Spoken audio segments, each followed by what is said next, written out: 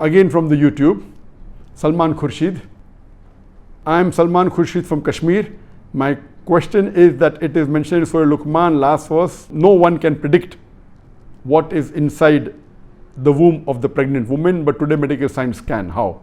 So isn't it contradicting with science? The question poses there, the verse in the Quran, in Surah Luqman, chapter number 31, the last verse, that Allah says that the knowledge of the hour is only with Allah subhanahu wa ta'ala. And only Allah knows when and where it will rain. And what will a person earn, and what is in the womb of the mother.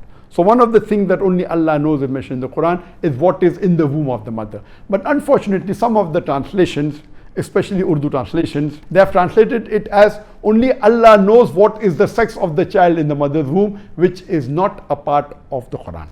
It is their own addition. What the Quran says, only Allah knows what is in the womb of the mother. It means only Allah knows whether the child in the mother's womb, will he be a boon for society or will he be a bane for society? Will he go to Jannah or will he go to Jahannam? Will he go to paradise or will he go to hell?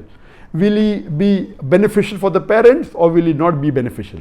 This with all the medical equipment in the world. No doctor can tell you when the child in the mother's womb, will he go to heaven or hell? Will he be beneficial for the ummah or not? Will it be benefit for the mother or not? So this is the real translation, that we don't know about what is in the womb of the mother, talking about the other thing, not about the sex. That's a mistranslation. So that error goes to the translator, not to Allah subhanahu wa ta'ala.